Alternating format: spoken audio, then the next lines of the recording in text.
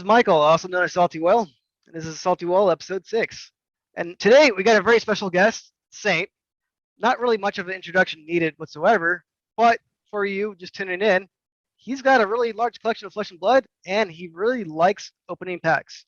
Almost too much so that he wants to keep collecting all the fables. So, thanks for coming, Saint. Thank you. Thank you for having me. You pretty much summed it all up. I have an addiction. I've got a problem with keeping packs sealed, and I just can't stop opening and can't stop chasing those fabled cards. So that's why we started Fabled Hunters. Got it. So the constant chase is what led you to the name Fable Hunters. Absolutely. Yes. Yep. Cool. So I don't know too much about your background except for you getting into Flesh and Blood. But when you made that large purchase, I've been following you since then, but what motivated you to get in Flesh and Blood in the first place?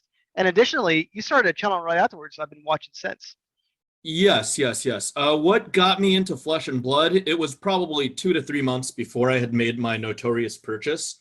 I've always been a diehard Magic the Gathering supporter, and that was the case until, they came out with a set called Ultimate Masters, then they came out with a set called Modern Horizons, then they betrayed the whole community by coming out with Double Masters, and that was, for me, the straw that broke the camel's back. Right after opening Double Masters, I was like, there's got to be a better way to, enjoy a hobby, and I stumbled upon Flesh and Blood. I had the luxury of meeting some other well-known collectors in the community, Chris Sayers being one, James Badger, James Curry, who I'm sure you know, as well as AAA, Andrew Glagowski. And they got me into it. They got me into it really fast, and I opened up probably 150 boxes before anybody knew what was going on. And unfortunately, I opened up 0 fabled cards in Welcome to Wraith, 0 Hearts of Fyendal in those 100+ boxes because I kept buying them loose. And one day I saw Rudy's channel. He talked about a shipment, a very large delayed shipment of Welcome to Wraith that finally made it to US ports that went to Channel Fireball. Do you remember that video, or do you remember that news where Channel Fireball got a delayed shipment and they had a huge contract with Legend Story Studios? No, I don't remember that. Oh, well, Rudy had a video about it. It had a lot of viewers, and I was one of the viewers, and I was like, wait a minute. If cases are the way to go, and Channel Fireball has the most remaining cases in the world, then I need to go there. I need to bark up that tree, and I absolutely did. I asked for an intro to the founder, CEO of Channel Fireball, and we talked, and the rest was history. Awesome. Did you get a heart yet out of any of those cases? Absolutely, yes. Between when the boxes came in, which was, I guess, the basis for our Origins videos, and before we actually filmed, yes, many hundreds of boxes were opened before we even got to running the show. So yes, in opening cases, especially sequential cases, it came across a good amount of Hearts of Fyendal. Yep. Oh, that's awesome. You're able to do it that way. I mean, I still love chasing fables in new set too. And sometimes you're on fire. A lot of times you go 30 cases and no fable. So you never know what to expect. Yes, you're absolutely correct. It's even more fun in these days because back then it was very strange. You had to map out serial numbers, you had to map out printings, and there's only so many printings. There's like a 232, 235, 238 printing that I had access to by the numbers, the serial numbers, and the times that they were sequentially printed. And I had to link up boxes and make a wall of boxes, hopefully sequentially.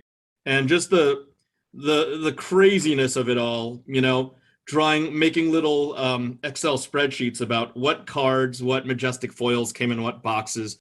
It was just too much. Nowadays, I'm just having so much more fun, just like, hey, Monarch, let's pop these cases like candy. Especially now, Tales of Aria, oh my God, I think this is the great equalizer, Tales of Aria, because it's if you're in collecting, if you're into this hobby for fun and for opening, it's attainable. Like $100 a box is attainable to nearly anybody with a disposable income of playing and enjoying a TCG, right? You know what I'm saying there, Michael? Like if you want to take on a hobby and a box is $500, then that's a huge barrier to entry. At $100 a box, it almost levels a playing field for everybody to hunt for fableds and to get cold foils every box. Well, that's what a lot of people miss out on Monarch, unfortunately. Yep. Those boxes start off pretty high. But yeah, Tails, you also don't feel bad opening either. I mean, I don't like watching EV on boxes. I like just opening them and get excited when I open, right? So I don't watch any of that. So if the box is $100 some, I'm like, I'm just cracking, see what kind of legendaries I can pull. And then also when you do that, you're like, all right, what's the quality of these cards? You can check out all your stuff as you open it.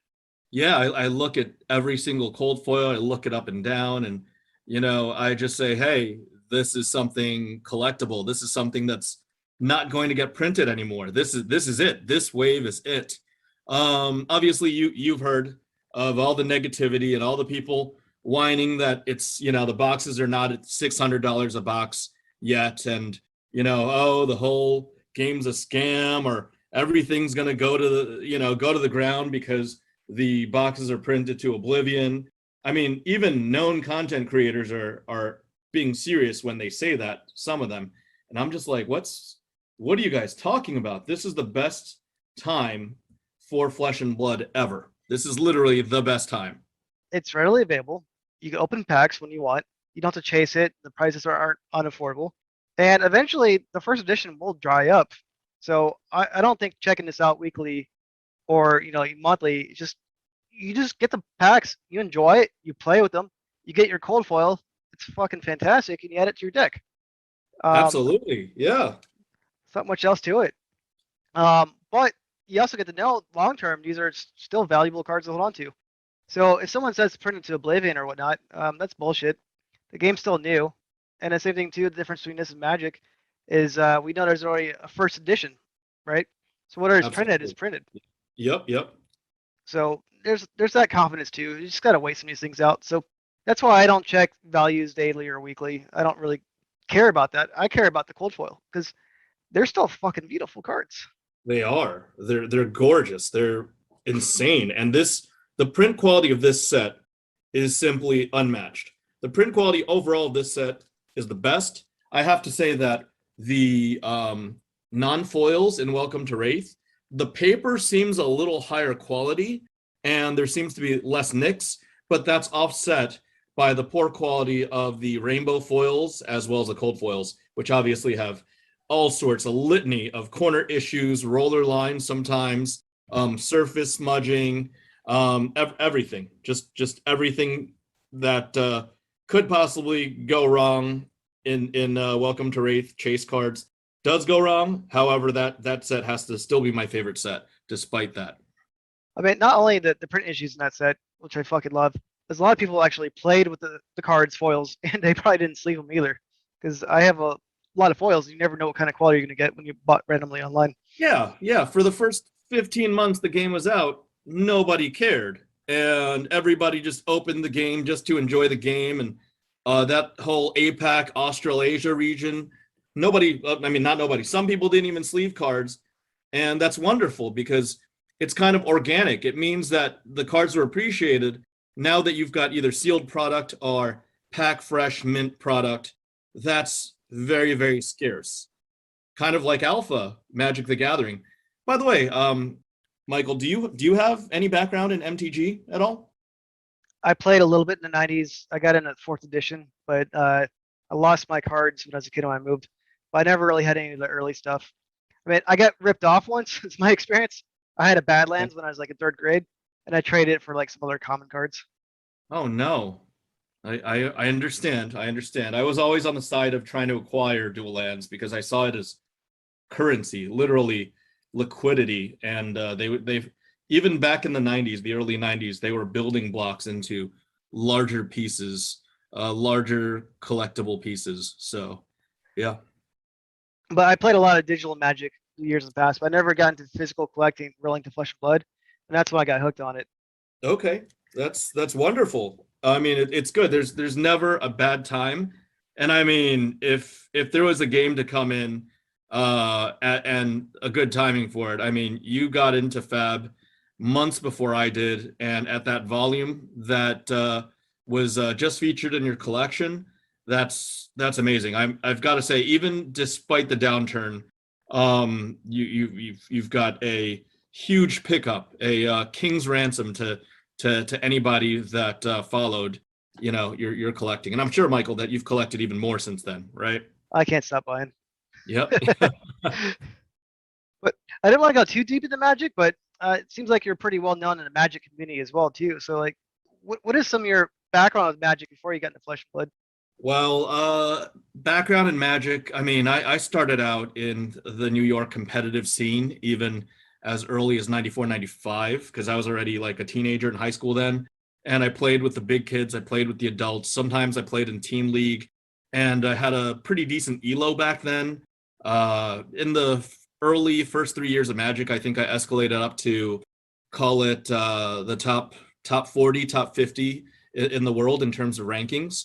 And I played at a place called Neutral Ground, that was like the Madison Square Garden of LGSs back in the 90s. Like, people worldwide went to Neutral Ground to play, to meet, John Finkel, Brian Weissman, Zvi Moshkowitz, and they just threw down. Like, that was their trip. Like, I'm gonna fly from, I don't know, Asia to Neutral Ground, and that's my spot. That's where I gotta to go. I don't need to see the Statue of Liberty. I don't need to go anywhere but Neutral Ground.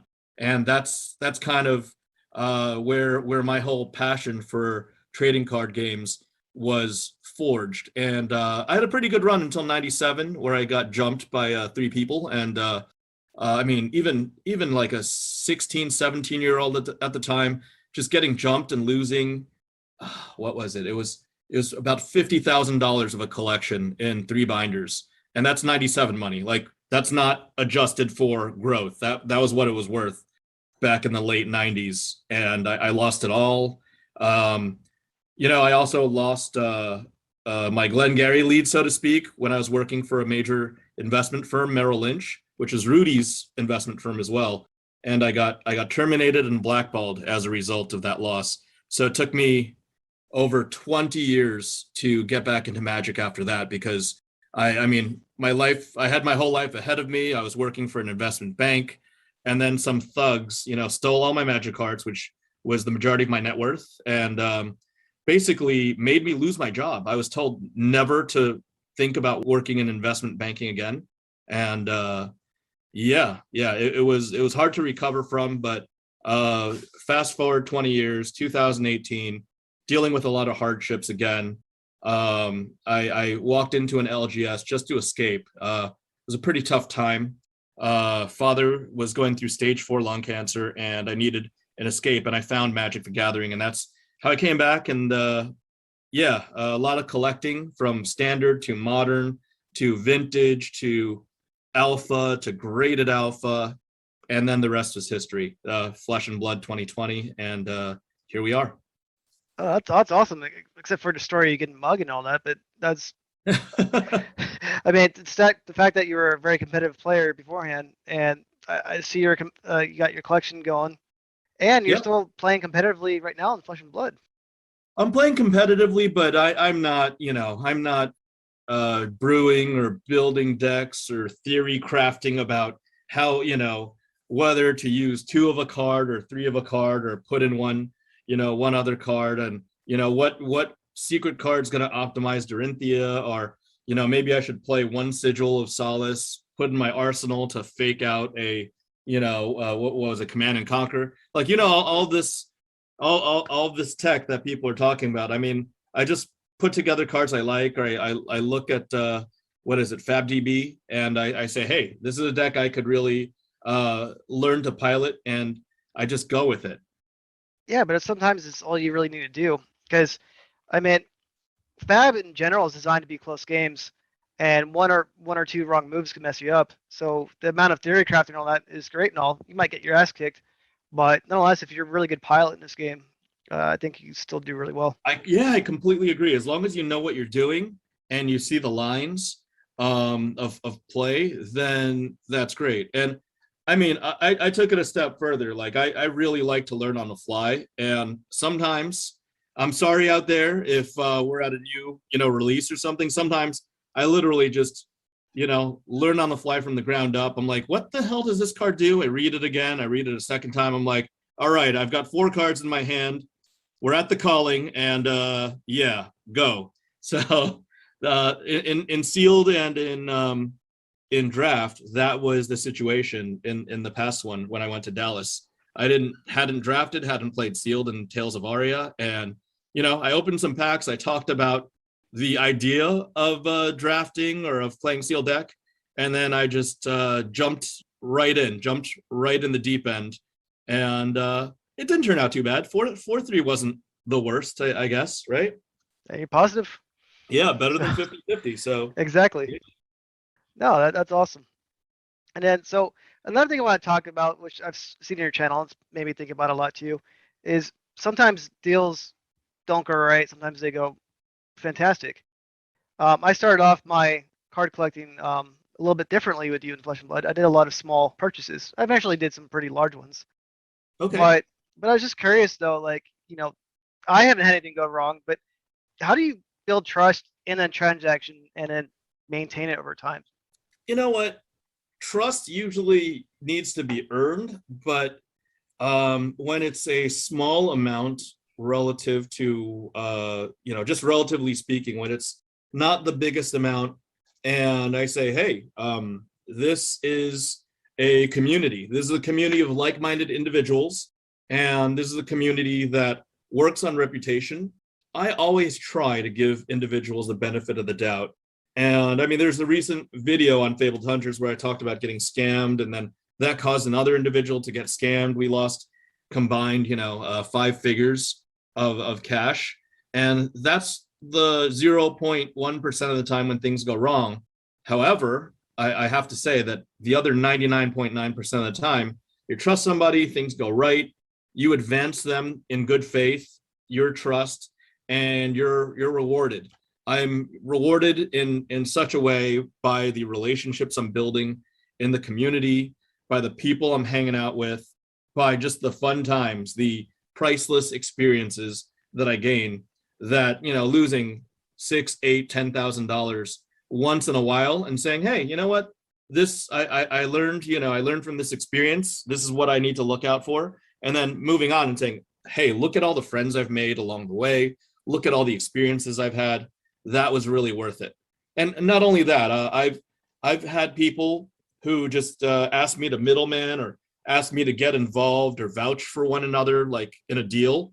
And I also tell them, hey, you can do goods and services, but goods and services only make sense if you feel like this individual has a larger than 3% chance of screwing you over, because that's what it costs, right? So if you do 100 deals and 3 of them go wrong, then you're breaking even, if you don't or do goods and services. But if you do 100 deals and they were all just a 1% chance of going wrong, then you just lost 2% if you mistrusted everybody and did goods and services. Am I making any sense? Does that make sense on a 3% transaction fee from PayPal? It's part of your risk factoring method too on it. So you're kind of Exactly. fucking yourself Yeah. over if you take risk and everything too. Yep.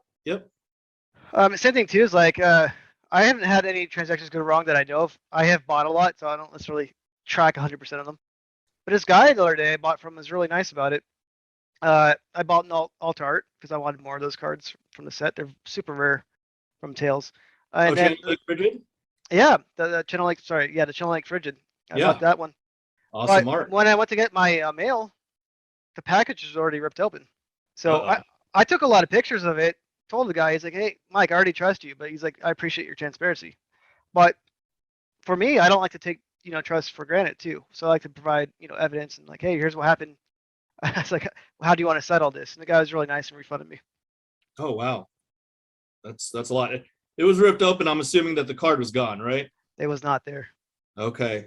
Sorry to hear that, man. That's very unfortunate. But those things happen, right? I mean, I've ordered tons of them. So like, that's also another factor too. Is sometimes a lot of these purchases you make, you might get some good deals on them, but you got some good factors. You might lose the card here and there too. Luckily, the guy refunded me and he had insurance on it. But Yep. part of the trust factor was like, hey, you're lying, because it could lead to a lot of, arguments too. Because I see people spam post sometimes in the Facebook groups. Yeah, About, yeah, yeah.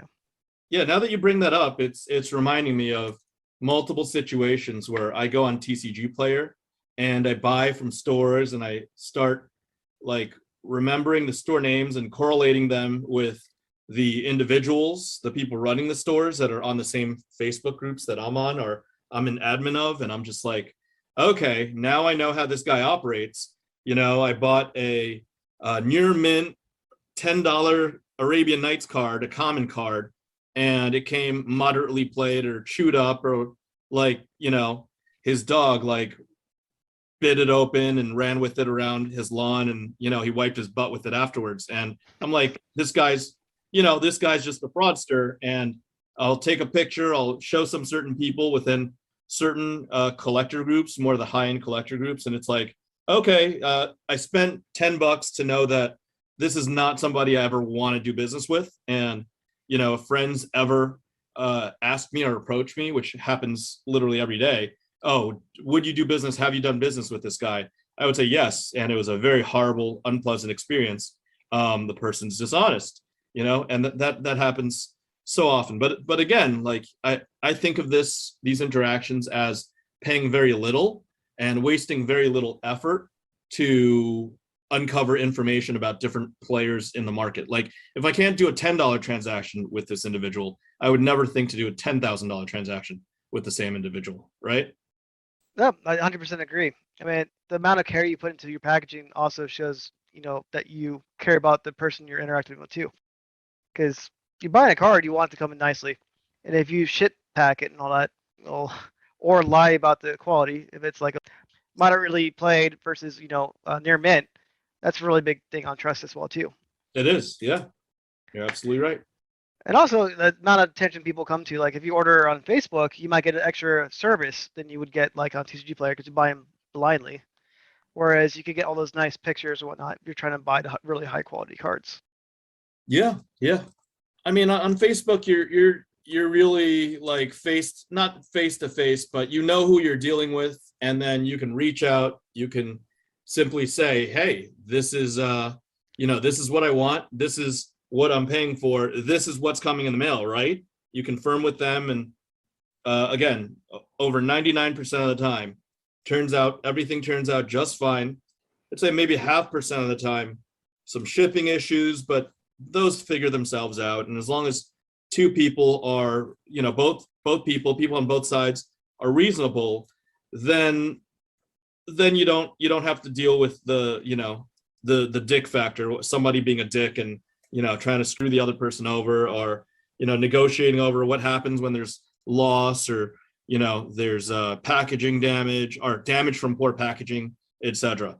And usually, just pro tip, usually if you're the one selling it, you need to ensure that it gets to its destination, it gets to its owner. Like I'd say 90% of the time, it's the seller's responsibility, unless the buyer specifically was like, okay, don't ship it in a bubble mailer, don't ship it in a top loader. I like living on the edge, or something silly like that, or like, don't ship it with insurance. I don't want to pay the extra $100 for FedEx for a $20,000 card. That type of situation happens. And then, in that situation, then all you can say as a seller is go with God and good luck, right? That's all you can do. Yeah, you have some groundworks. That's part of the trust. You get some murky situations which suck, but as long as you set up the different criterias and deliver what you promise, I mean, that usually helps out quite a bit. Luckily, as you're saying, 99.9% of the orders go well. And same thing too is like I've met a lot of people in the community from buying and selling too, and I call friends as well. So Yeah. it's been fantastic. So to change conversation a little bit is I know you love your fables, but LSS has a lot of attention to all their cards. So Of course. Yeah. what is the piece of artwork in general that you've liked throughout all their sets? That could be a common, rare, majestic, none of the really fancy ones. Oh, wow. Well, it's kind of fancy. I really just have something about Steelblade Supremacy. That card in majestic rainbow foil. I mean, the first printing of it, it's just gorgeous. It's just like Dorinthebe just out of the shower, and she's got like wet hair. She's got her sword. She's ready to like just wreck shit and destroy anybody across the table from her. And it just does everything I like it to do. It augments your attack. It lets you draw cards, and stays for the whole turn. It's not like a one and done type of thing. The card, the art by Luis Lachado, I think his name is. I think he's a Malaysian artist. It's just gorgeous. It's like Dorinthia. She's literally my favorite hero, and I mean, R.I.P. Dorinthia right now in this current meta, but her backstory is the best. She's just great. A lot of people are like, oh, she's so, what is it, Mary Sue or something like that? Like they over buffed her and they focused too much of the story around her. But I was just like, I really like Dorinthia. I really like what she's about. I really like her backstory. I really like how she plays, how she's put together. And it was just, that art, that character was just amazing. There's a bunch of other artworks though, but that would be the one. Yeah, that's awesome. I like how you were able to relate the story to the artwork too. But one, you loved Dorinthebe, but Yep. but on top of it, you get a little story behind it and all that. So it helped really associate you with that artwork in addition to it just being a great looking card. Yeah. I mean, Steelblade Supremacy, that's a piece of art that I like for just the art and her look and her posture and the action.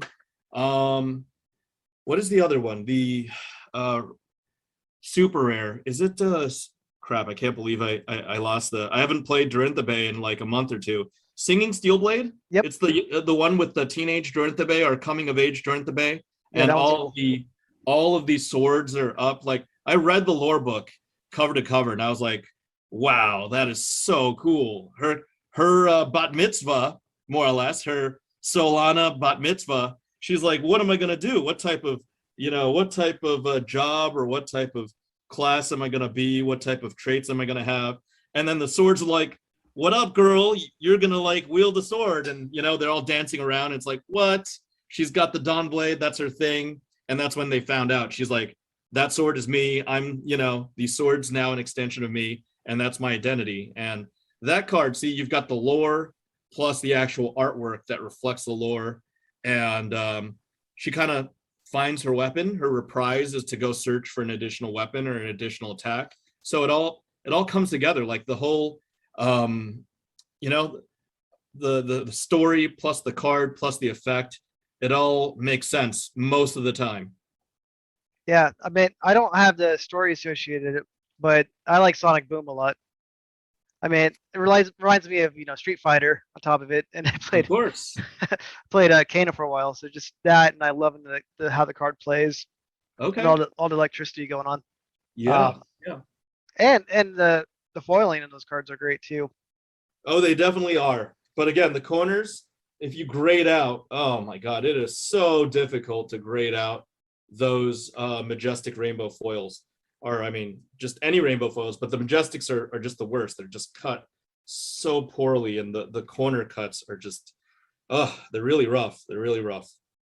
Yeah, I mean, I have a lot sent out for grading, so I hope they all come out good. But some of them I knew were going to be shit when I sent them there, but I was also just grading them to preserve them. Understood. I'm actually about to come out with a video really, really soon. I mean, by the time you post this, the video is probably going to be out about why not to submit to Beckett. But if you already did and you locked in the grandfathered pricing, then obviously just let it be, right? But otherwise, if you or anybody listening, like, Beckett doesn't deserve the community's business right now. They never had a focus on trading card games. They were always sports. They were always trying to be shinier and better than PSA. And on some modern sports, they succeeded. But on trading card games, they had it for a little bit. And then, when the pandemic hit, they stopped caring. And once they stopped caring, their business went into the shitter. And I strongly advocate against giving Beckett any business whatsoever. That business deserves to die. A lot of businesses closed down during the pandemic, and Beckett as a company does not deserve to survive. That's I know it's a controversial statement, but I truly believe in it. If you asked me 12 months ago, I would say trust Beckett, go to Beckett, and I would have been wrong, because all the submissions that I made from 8, 12, 14, 15 months ago throughout the pandemic, they're coming back right now. And it's like I'm getting kicked in the nuts every single slab that I reveal. Yeah, that has me worried because I have quite a few cards with them right now, but I'll have to see how that turns out. But thanks for putting that warning out, and I look forward to watching your video on that. Yep. I mean, you always, that factors back into the trust we have. Beckett's lost your trust. It's lost mine and a lot of the community's trust. And if you look at the people that do get their cards back, the brave souls that spent the $250 to get something graded. I mean, if it was their first time and Beckett basically just gave them a hand job and went super lax just to give them their first hit, so to speak, then they could maybe hit a quad, maybe just hit a lucky 10, like a Hail Mary 10. But otherwise, if you're a repeat customer, don't expect any attention. Don't expect anything other than rubber stamp lazy grading, undergrading, overly strict grading, and sometimes damage to your cards, which I've filmed on video multiple times in the different channels. Yeah, that's horrible. I don't know if I experienced damage, unfortunately, because I sent in so much at once. I didn't put as much detail into it as you, but I definitely have some cards where I'm like, what the fuck is this grade? It should be higher than that. And then I saw your video where you sent a bunch for regrades, and none of them got bumped up. So absolutely, 0 got bumped up, and this was after they damaged over $100,000 with my cards. This was their makeup to me.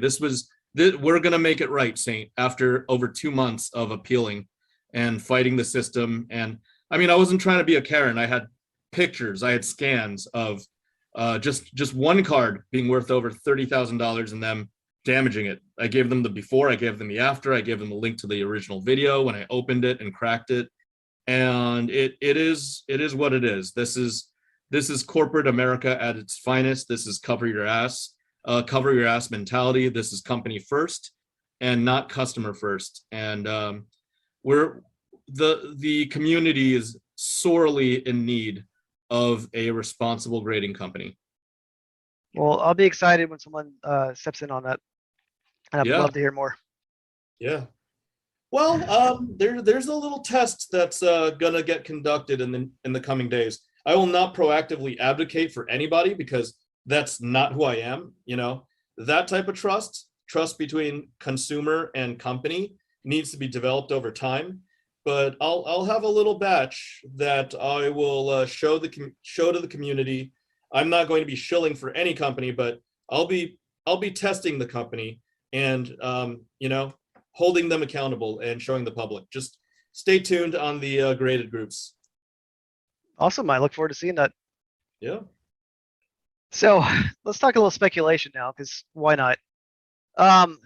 We have 3 new sets blocked off for next year. We got one in Q1, which is a standalone set.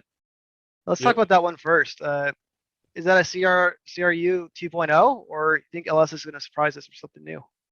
I don't think that LSS is at the point where they're going to do like a Journey to Crucible or a Return to Crucible or Crucible Worlds, or, just play off of the same name again, because the franchise is so new. The backstory is so new. There's so many places yet to be discovered in the world of Wraith. So, they can't be Magic. Magic ran out of innovative ideas 20 years ago, right? So they've got to leverage their only being 2 years old and come out with whatever it is, the next Ice Age or the alliances of Fab, and keep running with it, keep it fresh, maybe new talents, maybe new interactions with the arsenal or the hero or the hero abilities. There's just so much to build, so much room for them to build and expand, and I just look forward to it. All I know is however many main heroes there are, I forgot whether it's 15 or 20 or 16, but it's definitely at least in the teens. Those 20ish heroes, I just look forward to how they continue finding balance within a good subset of those heroes. Like, not only letting one chain take over and dominate. Like right now, I don't think in the nationals we're only going to see 60% of one hero. I think they're done making that mistake. Yeah, and it'll be interesting how they use the supplemental set to balance things out, as you're saying on that too. If I And may, yeah. Michael, I do want to say one thing. I had a off the record conversation with J Dubs a couple weeks ago, and I don't want to give away anything confidential, but he just said, Saint, you're going to enjoy opening this set so much. Like that was the focus, just giving you pleasure and opening the cards and just really enjoying the set.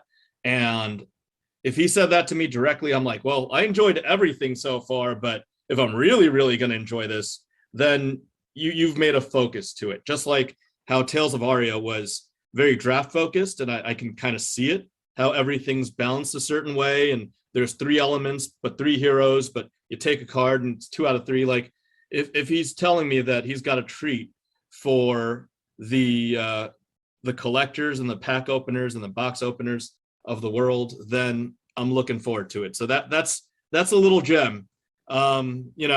Stay tuned. Hopefully we could get him on camera and get him for an interview. We'll see. Yeah, that'd be really awesome. And hopefully there's some sort of announcement at Nats as well too on some of these things. Yeah, looking forward to it. Are you going, by the way? Oh yeah, I'm gonna fly out next Thursday. I got a Nats invite, so I got like a top 4 in the RTN. I did not play as well, but I self-invited myself to watch the Nats, so I'll be there. Awesome. Yeah, I'm looking forward to playing in it. But are you gonna play in the calling at all then? While you're out there? Oh yeah. I heard Kellen's playing in the calling, and I wanted to build a new competitive deck, but I'm still right now like figuring out, do I just play my trusty old Dorinthia and expect to lose, but at least I've got, maybe call it 200 reps under her, or do I come out and pick one of the new aggressive heroes? You know what? I'm probably 65-35. Just gonna stick with my Dorinthia and represent her for this whole competitive cycle. And if I lose, I lose. Not the biggest deal in the world. You got to represent your hero. Stick her out, and then maybe she'll come back strong with a supplemental set next year. Yeah. Yeah, I'm probably sticking with Katsu on it, but all the updates since Tails have got me a little scared with the Frost and the Terra Sunder. All that. Yep. Yeah, but I'm still excited to play Nats. Same thing when I go to the calling.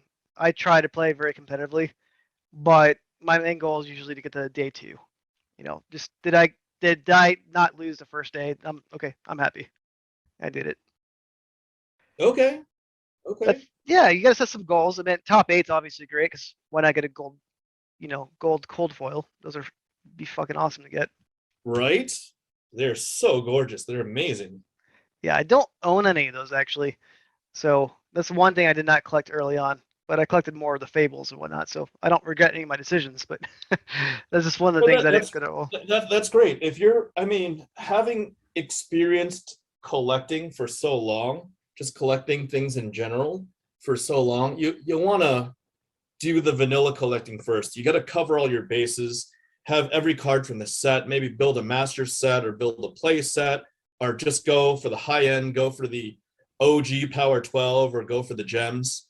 Just get all your bases covered before you even mess with the misprints or the alt arts or the promos or the gold foils. I'm not big on gold foils, but I've purchased a couple. Like one was mostly to support Matt Rogers, as the Calling Auckland was like the biggest or the first big event that was televised and had all the fanfare and had like a global buy-in and global attention. So I just wanted to commemorate that by purchasing that one. And then, there are other times where from a collector's perspective, if a gold foil is only, I don't know, call it 2x or just slightly over 2x more than its cold foil version, then it makes sense. Otherwise, I'm kind of like you. I don't see much value or as much value in collecting the gold foils, because people asking like whatever it is, $15,000 for an Arcanite skull cap or $12,000 for Mask of Momentum, or actually that brings makes me remember something, Michael. Were you there when there was the gentleman from Europe trying to spam every big collector for like $45,000 for his carry-on husk, his gold foil carry-on husk? Do you remember what I'm talking about? Yes. The price changed every day, different groups. It was funny. Yep. I think even now, even 5 months or 4 months later, after he got his gold foil, he is still trying to sell that thing. He pitched me. He's like, "Oh, Saint, you're one of the bigger collectors. You're rich, so give me $45,000. It's such a good deal. You'd be doing me a favor too. You'd change my life." And I'm like, that's not how this works. Like, people don't accumulate wealth by listening to random idiots ask them for, a 5-figure sum just to be a nice guy, right? So I don't know. Maybe that, even saying that makes me the villain in this day and age. But it happened, and it happened to not only me. I think this obnoxious gentleman went and he proactively solicited, I'd say, at least 20 other big time collectors in the Flesh and Blood community. I mean, it's one thing to make a post on the page, someone has interest, you get private message, but to spam everybody and then like ask for so much for a handout, that's not how you do it. Yeah, that's exactly what happened. So the only reason I bring that up in gold foils is because this was like real. This was like next level. It's like, I don't know who you are. You just wrote me a story about why I almost owe it to you to give you $45,000 of my hard-earned money. Yeah, I mean, that's a lot more than the first edition gold foil. So that was ridiculous. So another thing with trust is don't be a dumbass in your price listing. Try to learn the market. Try to learn the market before you actually ask people for selling things. Indeed, and oh my God, that you talk about trying to learn how to market. Every single week, I get 2 people or more that send me a card. They're like, "Oh, Saint, you're into graded cards. This card is gradable. I think it'll grade at least a 9.5, maybe even a 10. And I'm like, all right, man. Okay. I look at the mutual friends. I'm like, it's not direct, block and never talk to again. We've got mutual friends. So I have to be respectful in this interaction, is what I tell myself. And I'm like, hey, buddy, the centering is off. There's a corner nick over there. There's a surface smudge on the back. I appreciate that you took pictures, but please don't tell me something's going to be a 9.5 or 10. You're just going to disappoint me and piss me off. And then after I talk to these individuals, it's always, just 2 or 3 every single week. I'm like, how many times have you actually graded cards? And the answer is almost always 0. It's like, so how do you even know what a 9.5 or even a 10 looks like? Have you ever owned a 9.5 or a 10 of anything? And they're like, no, but, I thought it looked good. And I'm like, I thought it looked good does not let you definitively tell me what a card is going to grade. So sorry, that's just something that kind of grinds my gears. You talking about people, having done their research and knowing something first, throwing out a ridiculous price. And then along with that ridiculous price, just a couple times every single week, telling me, oh, it's this price because it's going to grade a 10. And that's just, it just bothers me. I have no words other than that. It just drives me up the wall. My only feedback on something like that in my past for selling like that is when you sell a card and it's looks really nice, you might charge a little bit extra, but you can't charge a 9.5 fee off it because there's a lot of risk that goes into it. Because not only do they have to ship it to you, so it's not 9.5 yet, it can get damaged on the way. It can get damaged by BGS. So there's a lot of things. So when you're buying a 9.5, you've already bought it based on someone did all the effort and work to get it there. They paid for the fees, and you have a guaranteed 9.5. Absolutely, and it hopefully got properly graded. Yeah. So there's a lot of those factors that those sellers should take into consideration. Hey, this might be worth a little bit more than what's in the market because these reasons why, but you're taking the risk of grading it, so therefore maybe I'll charge $20 extra, whatnot. But if you think it's going to score 9.5 yourself, you might as well do the work yourself and grade it, then sell it for the Grade lower it money. first. Yeah, go through it. Why don't you bring me back the 9.5? Then I'll pay 9.5 prices. That's a great way to look at it. I don't know. I just try to be kind. I try to be considerate, and I try to educate these individuals. But more than half of the time, they get upset and they're like, "Oh, you're trying to scam me." I'm like, "I'm not trying to scam you. You just randomly solicited me for my money, and I'm trying to educate you on why the next person you talk to you shouldn't approach in this manner." And I mean, all I can say, the people these days, they're very entitled. It's like you came to me asking me for something, not the other way around, and then you're getting mad at me for, dropping knowledge on you. And yeah, that's a real thing, these days. Yeah, fortunately, I haven't had to deal with that. But more so because I got a lot of my collection last year, so I'm more focusing on the new sets right now. But at the same time, you always have to consider those things. But if you're soliciting someone, you don't just ask for a ridiculous amount of money because that's wasting everyone's time. Yeah. I mean, Michael, truth be told, I get solicited by people I don't know 40 to 50 times a week right now.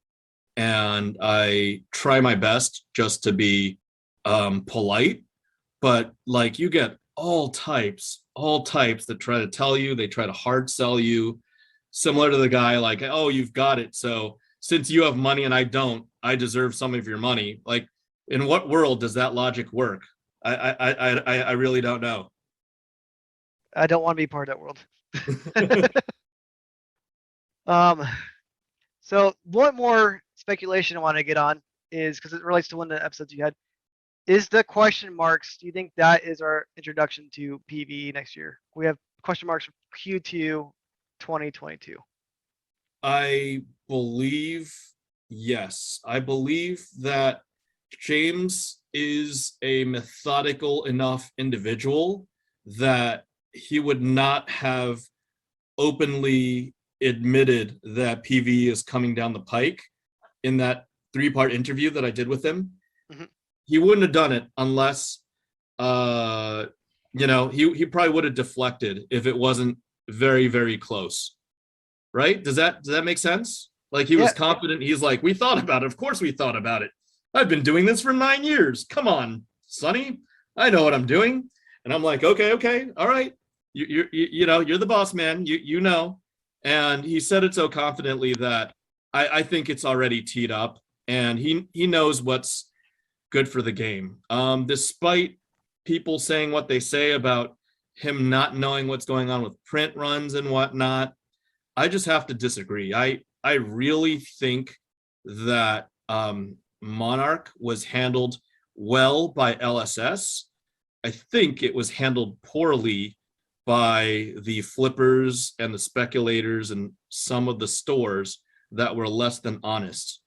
The stores that tried to be store/investors, right? That held back a lot of product. And I'm definitely not naming names. I don't know their names. I don't know who did it, but all I know is I bought a lot of 500, 400, 450, 425 boxes of Monarch during that whole debacle, and helped some people get rich, help bring in a bunch of healthy returns to the market. I mean, I completely believe in Monarch still, and I think again the print run is unknown, but I think my theory on that is they released Unlimited exactly the same time, and a lot of these investor stores held things back, and you'll see some people dump some randomly on the market. Like, what are you guys doing? Yeah, Um, but yeah, I love Monarch, and I cannot wait to hear the print run numbers for that too. me too. And I am a big fan of believing that history will always repeat itself. And when WTR, ARC, and Crew print runs for the alphas and first editions were released, I mean, the whole market went gangbusters. You remember that day, right? It was not that long ago. I think it was February or something, right? Yeah, things went crazy quick. Yeah, Yes, they went crazy really quick, and I think it's going to happen again. And I do not regret paying between 1,350 and 1,800 per case of Monarch. I'm not one of those people that will say Monarch 1K, forever, because I don't have a price target myself for Monarch, but I just really like the set. I really just it makes me feel nice and cozy, just having a good amount of it, so that I know that in the future, if I ever feel nostalgic, I can go back and just crack a case of Monarch and have fun with it and still enjoy it. Yeah, that's the benefit of having sealed product is you can always crack it in the future. Heck Uh, yeah. my hardest part's not cracking it every day. No, I get it. I thankfully have enough Tales of Aria to hold me over. And I literally walk in and there's a mountain of cases in my entrance area of Tales of Aria. And I try to keep myself at a minimum of one case a day. Yeah, one case a day. That's a good way to do it. But I was doing like 5 cases a day sometimes. Wow. Okay. Okay. Well, sometimes you get the itch, get a Fable, and No, then I get it. Yeah, don't stop until you hit X and then you're opening for a while, or don't stop until if you're on fire. There was a day I opened, I think, 9 cases, and like all the first 8 cases were fire. It was ridiculous. I opened like four Channel Lake Frigids, 2 Fabled, 2 Ram Shields, and I was like, if I keep opening Fableds or Alt Arts in every single case, I can't stop. Or if I'm opening up 2 legendaries per case, and literally it was 6:30 a.m. and I'm like, okay, all right, I'm getting a little tired now. Let's yeah, tomorrow's a work day. Let's stop the madness. And I opened one with, I think, like a New Horizons, and I was like, okay, I didn't open 2 legendaries. I'm going to bed. yeah, you gotta have some sort of stopping point. So I have a little speculation myself to counterpart the PPE that we talked about. Is LSS had these really nice lore books, and what better time to release lore when you release PVE for a set? That would be awesome if they start expanding to that realm. Let me just say that I've heard from very reliable sources that the lore books were always planned and the lore was always planned, but due to the world reasons, due to logistical reasons, due to the necessity of the company fulfilling its main objective of getting the sets out on time, those products have been kind of pushed back. I'm not going to say shelved, but pushed back. So they thought about it. They thought about it. Michael, I'm not sure. Did you meet Susha or Minori at the calling No, I didn't. in Vegas? Are you No, sure? I was stuck Susha playing might the have. whole time. Oh, you're okay. Because Susha might have been the gal that interviewed us, I think, when we were in Vegas. You took a short interview at that time. You remember? Oh, yes. Okay. Okay, so she's actually from the marketing team of LSS, and we work closely together on non-LSS things. I've just out of professional courtesy, I've blocked myself off from that client because Ada is just like, Saint, you're too crazy about this. You can't be objective. So with all due respect, Saint, we can't involve you in the day-to-day of what happens at LSS. But their firm, Ada's firm, New Media, does the marketing, the digital marketing and socials. So they're they get a bunch of goodies. They get a bunch of how do I say it, spicy intel that I'm most of the time not a party to. Oh, that must be really hard knowing that. Yeah, that's why, because I was just so curious. I was fanboying every single day, just asking they're like, you just stop, Saint, just stop. It's getting to the point of being unprofessional, okay? And I'm like, what? It's like that? You guys actually, take your job seriously? Yes, we do. We signed contracts. We signed non-disclosure agreements. That's awesome. Yeah. Well, do you want to give one more quick plug to your channel? You got Fable Hunters. Yeah, Fable Hunters. And what are some upcoming topics? You mentioned BGS or whatnot, and what else do you cover in your channel? BGS is just around the corner. I know that we started the channel with box openings, a lot of box openings, but box openings just doesn't really seem meta right now. And if viewers aren't appreciating the box openings, then I don't need to open, whatever they are, $4,000, $5,000 boxes, or even Arcane Rising $2,500 boxes.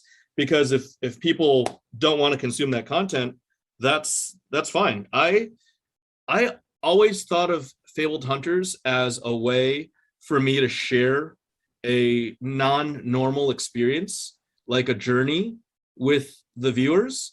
And it was just really bizarre at the beginning. I was like, hey guys, I'm sharing something that you normally don't have access to. And people were like, oh, you're flexing. Oh, you're such a show off. Oh, you're an asshole. There's still a guy, even just last week, was like, oh, you're normally just a box opening asshole. And I'm like, okay. But regardless, on Fabled Hunters, it's about the journey. And I see myself as just an advocate for Flesh and Blood, because there's not a better trading card game experience out there, whether you're opening, whether you're investing, whether you're collecting, whether you're playing. There's no better alternative. Like I looked at Yu-Gi-Oh, I looked at Pokemon, and I own some of the most expensive Pokemon cards, ever printed. And I obviously that's also still the case for Magic the Gathering. And I'm like, you know what? It's not even close. It's not even close. The best days of Magic the Gathering were probably 1993 and 1994. And Flesh and Blood right now, what it's doing is it's just reviving that whole 93 94 era, when true magic was being made. It's like a second renaissance in trading card games, and it was so sorely needed, because Wizards of the Coast is that evil corporate machine that's just sucking the life out of everything that was good about my childhood and my early adulthood, everything that made Magic the Gathering good. And now they're just printing cards, they're printing Stranger Things cards, they're printing, what are they going to do, Ghostbusters cards? I think they have like Street Fighter coming out, right? Like, have you heard about that, Michael? Yeah, I've heard about it, but I don't follow Magic too much, but it's all over the place now. Yeah, it's just there's no consistency, there's no real lore, there's no dedication to the original fan base. It's just, let's just print a bunch of cards that we'll collect your money on, and let's just reprint it again in 2 years, and we'll keep doing this as long as you keep giving us your money. And there's just there's no more principles with Magic. There's no integrity in the game. The people that are there helming the business don't really care anymore. They just care about what their company vested shares are at. What's Hasbro's stock price? Well, if we exploit our customers even more, then we'll just we're going to make ourselves richer. And that's just so sad. But forget about the sadness. Flesh and Blood, on the other hand, privately held, privately owned, they're not budging. And I don't think any of that crew are sellouts. They've got a long-term vision. They're going to execute. They see how fast they're growing. They see the products that they're coming out with. They're, really, they've just captivated the market. And this is, again, only the beginning. This is year 2. This is we're where Legends was. We're not even at 4th edition of Flesh and Blood in that whole time horizon. And I hope they just stay the course. I hope they just keep at it and keep their integrity, right? Don't be sellouts. Be all about the community. Be about doing the right thing. Even if they, print another Duskblade, knock on wood, hopefully not, but even if they do, I'd still forgive them, because they're upfront about it. They're like, we didn't mean to. So yeah, I know you asked for a plug of Fabled Hunters, and I rambled for a little bit, but it's about my journey, and it's about me trying to share this journey with the viewers. And sometimes viewers come up with good suggestions, and sometimes I roll with it, and sometimes they're bad suggestions that I skip. So if you like Fabled Hunters, watch, comment, subscribe. Let me know how to improve the channel. And since we're on Salty Whale, obviously I think you'd appreciate the feedback too, right, Michael, for your channel? Definitely. I mean, I'm just as passionate about this game as you, I think. So that's another reason why I started this channel. So yeah, if there's any content people want to hear, I'm all ears. Awesome. Awesome. Thanks so much for having me. I'm glad that we got to talk about a little bit of everything, and hopefully it helps bring viewership to your channel. Awesome. And I look forward to seeing you in Florida next week. Yeah, see you next week, man. Looking forward to it. All right. Take care. Bye. Later, Michael.